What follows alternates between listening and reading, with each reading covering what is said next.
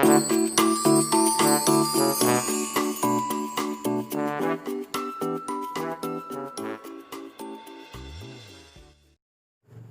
assalamualaikum warahmatullahi wabarakatuh. Selamat pagi anak-anak. Sebelum kita mulai pembelajarannya, langkah baiknya kita melihat kehadiran ataupun mengecek kehadiran daripada kelas kita hari ini.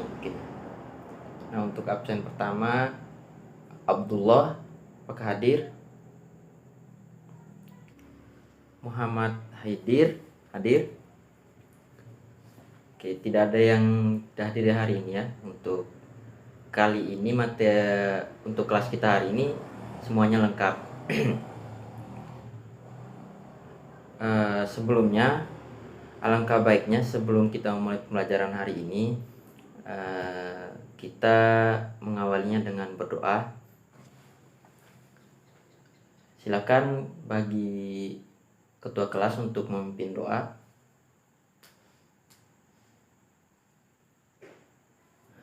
Pada pertemuan sebelumnya kita sudah mempelajari terkait gerak ya. Nah, untuk materi kali ini kita akan masuk kepada materi fluida. Oke, sebelum itu Bapak ada pertanyaan yang mengganggu sedikit nih. Nah, sebenarnya kan setiap hari kita mandi. Ada yang kesini ke sekolah belum mandi? Pasti mandi semua kan ya, pada wangi-wangi. Nah, sebenarnya kalian tuh mandinya pakai apa? Oke, pakai air, pintar. Nah, tahu nggak sih air itu dari mana gitu? Ya oke, ada yang dari mata air, ada yang dari gunung. Nah, bagaimana caranya air itu, misalkan dari gunung itu jauh kan? Nah, bagaimana caranya air itu sampai ke leding-leding rumah kita? Bagaimana caranya? Ada yang tahu? Nah, makanya sekarang itu kan kita materinya fluida statis. Nah, fluida statis. Oke, fluida merupakan istilah untuk zat alir. Zat alir adalah zat yang mengalirkan seluruh bagian-bagiannya ke tempat lain dalam waktu yang bersamaan. Zat alir mencakup zat dalam wujud cair dan gas. Zat padat tidak ada yang mengalir, berarti kan? Karena hanya bergerak zat padat itu, bukan mengalir. Oke, setelah tadi kita sudah membahas tentang fluida, apa itu fluida, terus bagaimana cara air mengalir sampai ke sana-kesananya kan. Nah, sekarang anak-anak kan pada bertanya, terus apa sih manfaat kita mempelajari fluida, terus apakah ini akan berguna untuk kehidupan gitu ataupun apa. Nah, sebenarnya mempelajari manfaat untuk mempelajari fluida itu Bapak sebutkan salah satu contohnya itu dapat membuat pompa hidrolik, terus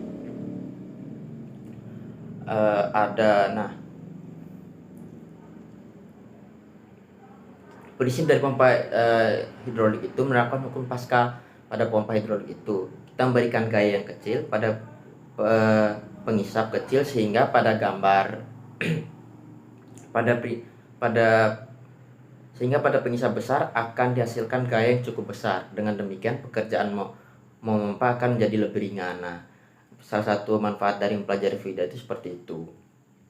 Nah, sebelum masuk ke materi inti, kita alangkah baiknya melihat tujuan pembelajaran kita ya. Oke, Bapak bacakan ya, atau tulisin aja di sini. Setelah proses demonstrasi, kaji pustaka, eksperimen, diskusi kelompok, dan tanya jawab, peserta didik dapat menjelaskan pengertian fluida. Nah, poinnya itu peserta didik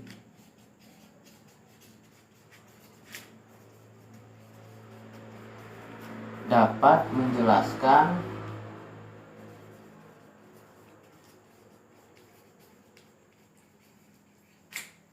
pengertian dari fluida.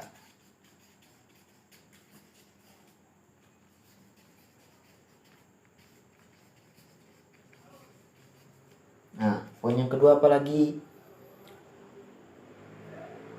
menjelaskan tekanan pada fluida. Nah, dapat menjelaskan tekanan pada fluida. Tekanan pada fluida.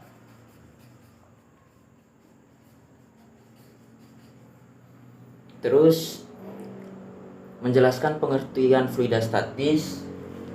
Nah, fluida statis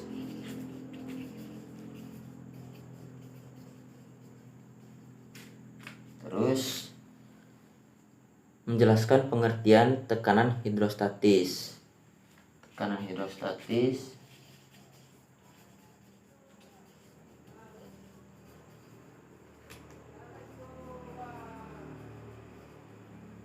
Terus menyebutkan faktor-faktor yang mempengaruhi tekanan hidrostatis, memperolehkan persamaan tekanan hidrostatis, dan menjelaskan bunyi hukum utama hidrostatis. Oke.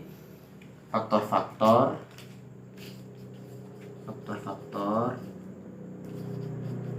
terus persamaannya,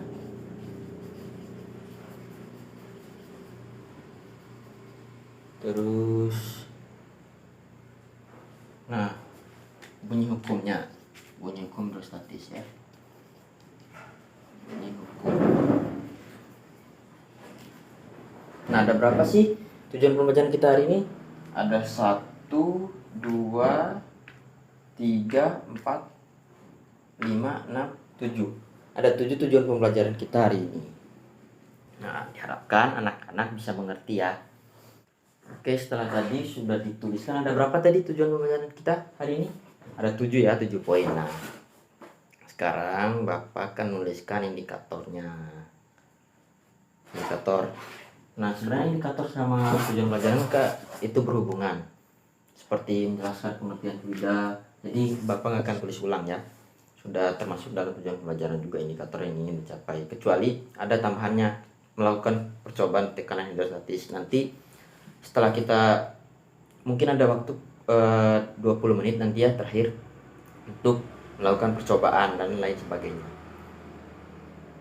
Tekanan hidrostatis, ada yang pernah baca nggak yang itu loh, yang ada konsep melayang terus mengapung terus tenggelam? Nah, nanti kita akan melakukan percobaan seperti itu. Tapi kalau waktunya nggak cukup, nanti Bapak akan menampilkan video. Nanti kalau adik-adik bisa mencobanya di rumah. Oke. Nah, untuk materi pembelajaran itu ada replika kapal selam, aliran pada dinding bejana berhubungan, artikel sistem hidrolik dan sistem kerja kapal selam. Terus itu faktanya, fakta terkait fluida. Terus konsep itu ada terapung, melayang, tenggelam yang seperti Bapak sebutkan sebelumnya. Terus prinsipnya itu hukum utama hidrostatis, prosedur percobaan tekanan hidrostatis yang nanti kita akan coba kalau masih ada waktu nanti ya untuk pembelajaran. Oke, setelah tadi kita masuk ke pelajaran hari ini, kegiatan sesungguhnya ya. Sudah siap kan?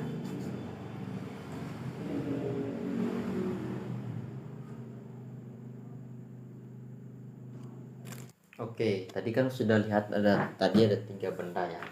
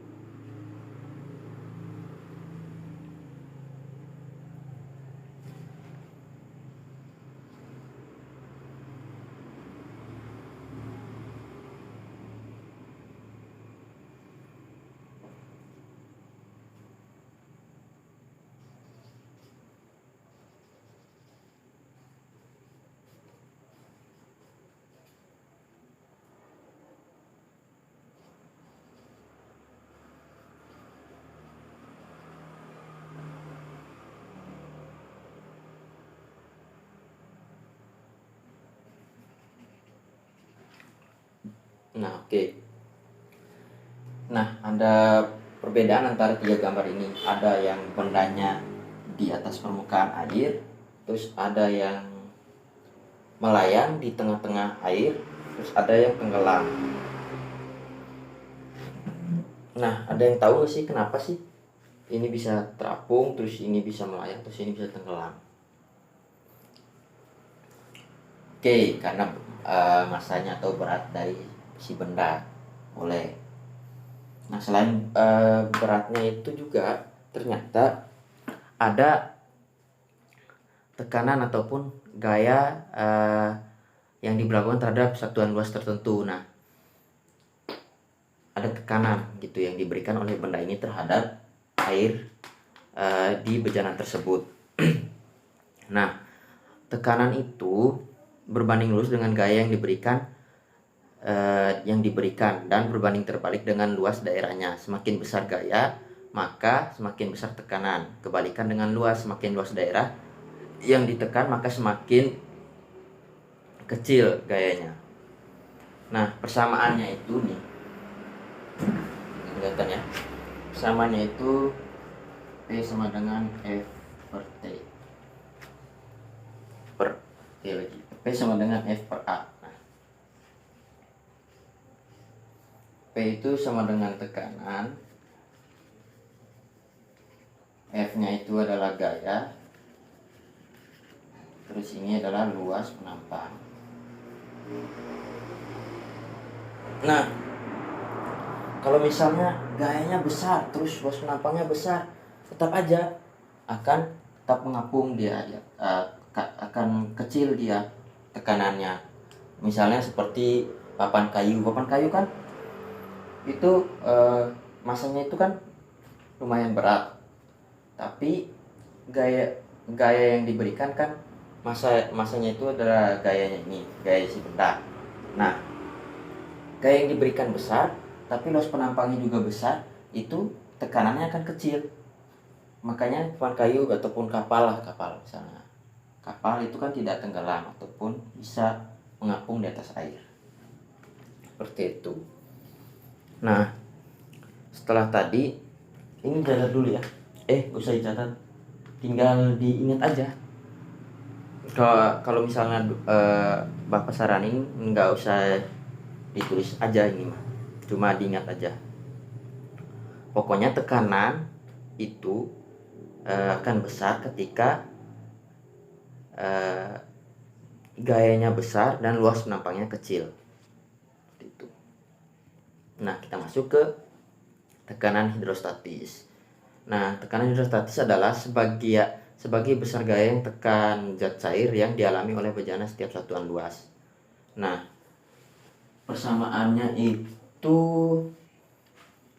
pH, kan tadi kan P tekanan. Nah, hanya ini hidrostatis. Tekanan hidrostatis sama dengan rho GH.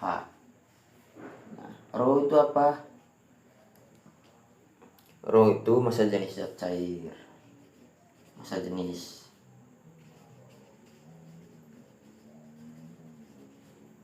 Zat cair. Terus G-nya itu gaya gravitasi tentunya ya. Terus H-nya itu adalah ketinggiannya. Nah, ketinggian apa? Ketinggian air. Terus ini tekanan hidrostatis. Nah, ada benda yang massa jenisnya itu lebih kecil dibanding massa jenis zat cair. Misalnya air kan massa jenisnya itu ada satu, air yang kolam. Terus ada nih benda yang dilempar ke dalam air tapi massa jenisnya itu kecil, maka dia akan otomatis ntar mengapung karena memiliki massa jenis lebih kecil daripada air. Tekanannya pun akan kecil yang diberikan kepada zat cair itu. Nah, rumus ini sih dari mana sih gitu? Oke, kita turunin ya. Awalnya itu kan pH sama dengan F per A. Nih rumus awalnya ini kanan kan. Nah F ter A ternyata sama dengan W per A, berat usaha dikali usaha dibagi luas penampang. Nah terus sama dengan ini kan, kalau rumus usaha kan massa kali gravitasi ya. Nah sama dengan per luas penampang. Terus turun lagi ini di sini, PH sama dengan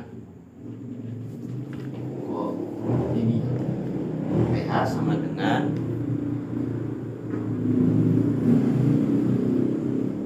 rho. Nah rho itu dari mana? Dari massa.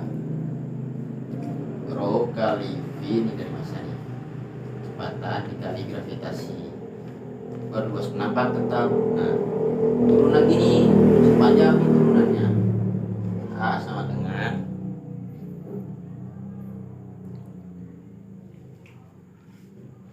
rho. Nah ini diturunin lagi ya, rho V nya ini, V nya aja rho tetap, terus V nya itu dari jadi A dikali H kali gravitasi terus per luas penampang, A nya juga. Nah ada yang sama nih, apa, ada luas penampang di atas, ada luas penampang di bawah, tinggal coret ya, sisanya tinggal rho G H. Nah ini rumus akhirnya. Oke. Nah berdasarkan rumus ini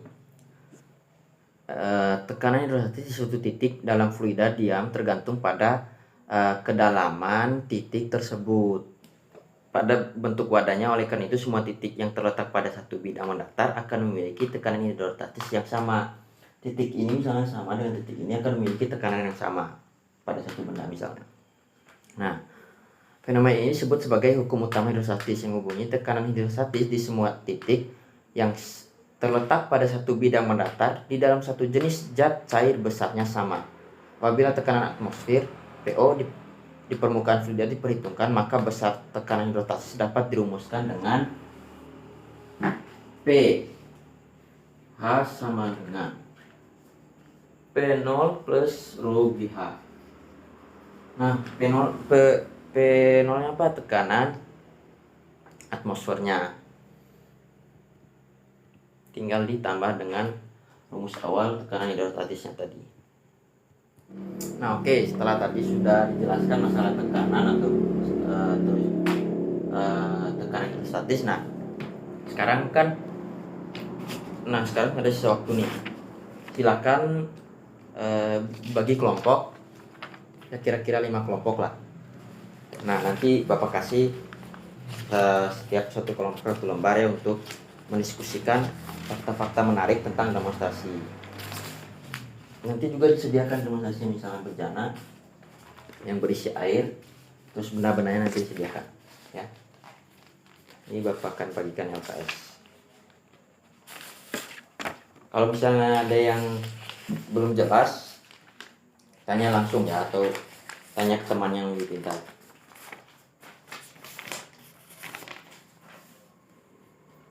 Oke, silakan diskusikan 5 menit cukup nggak? Oke, 7 menit aja lah. Oke, tadi sudah diberikan lembar diskusi. Ada yang berani nggak untuk mempresentasikan hasil diskusinya kepada teman-teman yang lain? Siapa tahu ada yang menarik untuk dibahas kan? Oke, Bapak tunjuk aja ya.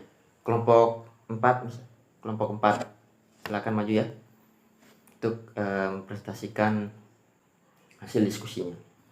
Teman-teman yang lain nanti menyimak ataupun memberi tanggapan terkait hasil presentasi dari kelompok 4 ya. Nah sampai itu dulu ya materi kita. Nah sebelum kita menutup, kita review sedikit lah tentang pembelajaran hari ini. Tadi coba sebutkan apa tadi fluida. Oke, fluida merupakan istilah untuk zat alir. Zat alir adalah zat yang mengalirkan seluruh bagian-bagiannya ke tempat lain dalam waktu yang bersamaan. Zat alir mencakup zat dalam wujud cair dan gas. Zat padat tidak ada yang mengalir, berarti kan? Karena hanya bergerak, zat padat itu bukan mengalir. Nah, berdasarkan pergerakannya fluida ada dua macam, yaitu fluida dinamis dan fluida statis. Nah, fluida dinamis adalah fluida yang bergerak, sedangkan fluida statis adalah fluida yang diam. Nah, terus apalagi tadi tekanan hidrostatis. Tekanan hidrostatis benar terletak pada satu bidang akan melakukan tekanan pada bidang tersebut. Nah, zat cair yang berada di dalam suatu bejana juga melakukan tekanan terhadap dasar bejana. Nah, saling menekan nih antara zat cair dan si bendanya itu akan saling menekan. Apabila lebih besar tekanan bendanya, maka benda itu akan tenggelam atau melayang di bawah zat cair. Apabila tekanan lebih besar zat cair, maka bendanya itu akan mengapung di atasnya. Seperti misalnya contohnya, kan kalau kita berenang itu kalau kita mandi misalnya di kolam itu kita akan langsung tenggelam. Berbeda dengan zat air yang memiliki kadar gula yang tinggi, karena massa jenisnya itu sudah berbeda dan tekanan itu akan besar. Seperti laut mati misalnya, karena kadar garamnya itu tinggi, maka orang bisa mengapung di sana. Padahal tubuh manusia itu kan tidak datar seperti kayu, papan kayu juga tidak kan. Tapi karena kuatnya tekanan dari air laut tersebut, maka membuat tubuh manusia itu dapat terapung. Tadi apa tadi rumusnya untuk tekanan hidrostatis? pH sama dengan rho GH. Rho-nya apa? Massa jenis. G-nya apa? Gravitasi. Dan H-nya itu adalah kedalaman atau tinggi si air. Nah, dari permukaan, dari misalnya ada bejana nih, hanya itu adalah tinggi dari dasar permukaan bejananya sampai batas airnya. Terus misalnya ada nih yang mempengaruhi lagi, tadi misalnya tekanan atmosfernya berpengaruh, tinggal ditambahin aja dari pH sama dengan rho GH tinggal ditambah PO nya, tekanan atmosfernya. Oke, setelah tadi sudah 2 jam mata pelajaran kita membahas tentang fluida statis. Nah, silakan anak-anak pelajari lagi apa itu fluida statis. Silakan mendalami lagi terkait fluida statis. Nah, bisa juga misalnya udah mengerti fluida statis, silakan belajar fluida dinamis, lanjutan dari materi yang sekarang. Nah, mungkin sekian tadi yang hadir semua ya harinya. Nah, sekian pertemuan kita hari ini. Assalamualaikum warahmatullahi wabarakatuh.